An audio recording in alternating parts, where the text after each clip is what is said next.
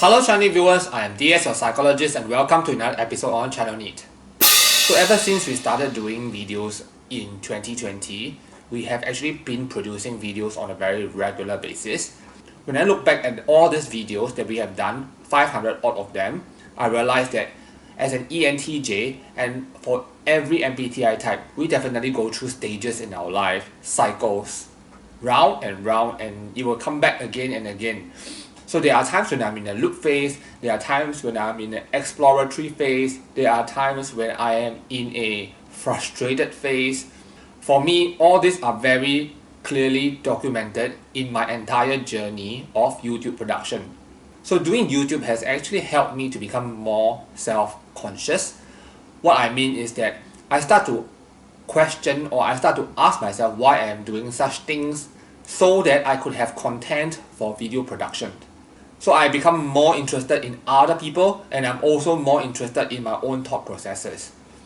So it has come to the point whereby I realized that as an ENTJ, because we use TE and NI, maybe even for INTJs as well, we may have this kind of a problem because NI does pose a problem for the ENTJs. We are erratic at times and sometimes stubbornly so.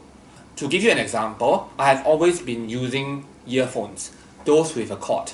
Why? Because they are reliable, they are something that I am familiar with. So I see people using earpods. It's only recently, after so long, that I decided to get one pair for myself. And I asked myself, why have I not even tried them? Or why didn't I even have the thought of trying it, thinking that it would be bad? So in a very similar way, I have rejected a lot of other platforms like Instagram, TikTok, and maybe Xiaohongshu, thinking that they are not suitable for me or I am not ready for it. The ENTJ always has sometimes excuses to rationalize. So we can rationalize so well that sometimes our reasoning seems to be full of intellect, and I think that sometimes it gets very blurry whether it's our own pride or ego at work or really our intellect at work. So nevertheless, since December 2023, I've also started to enjoy producing TikTok videos, but so far it has given me a lot of joy because it shows a different aspect of me. I really dislike the fact that like in YouTube you have to keep producing videos of the same sort because you need to niche down. So as individuals, I think ENTJs especially, we are so diverse, like we have diverse interests. I am athletic, yet at the same time I really appreciate arts. But all these different aspects cannot be really portrayed or brought forward in YouTube because you need to niche down. Unlike in TikTok, whereby you can showcase whatever that you like because you are a persona on your own. So you are your own influencer, you are your own branding. It's very hard for me to do so in YouTube. But the thing is, why not? So I realized that a lot of times I have given a lot of advice to my friends. They do not take it because it may sound too revolutionary for them, or it could be a little bit dangerous, or maybe because I'm not in the industry so I do not know the ins and outs. Nonetheless, a lot of times my ENTJ advice have been rejected. But I always have in my mind different strategies, different things that I want to do, and I think that they are likely to become successful, even though they may be accidental. So take this channel for example. Although we are an MBTI channel, the videos that tend to be watched more may not be MBTI related. So gambling related themes that we sometimes put into the videos, sex related themes, they are actually going to be much more popular, or they are really much more popular.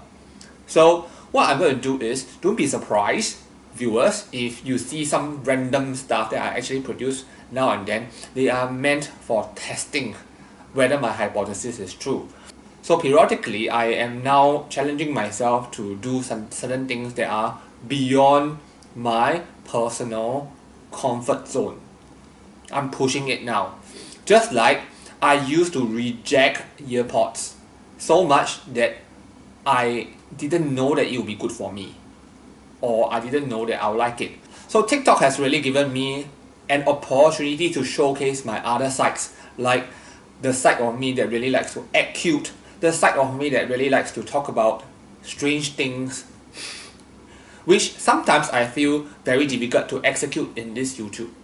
But then again, there are certain concepts that I think would be much better for YouTube viewers. So maybe in this regard, I am going to test hypothesis. So viewers, you may sometimes see random new kind of topics being brought forward. Just treat it like an ENTJ's way of exploring boundaries. So I've been through existential depression a lot in my past.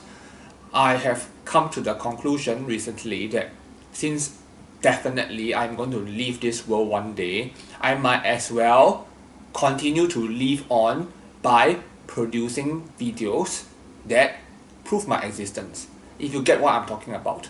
So even after my death, my content can continue to exist, proving that I existed and prolonging my own existence. And I hope that that also makes sense for you, viewers, and I hope that you may also take that as a food for thought for your own life. And with that, I look forward to see you again in our next episode, probably next year. Bye bye.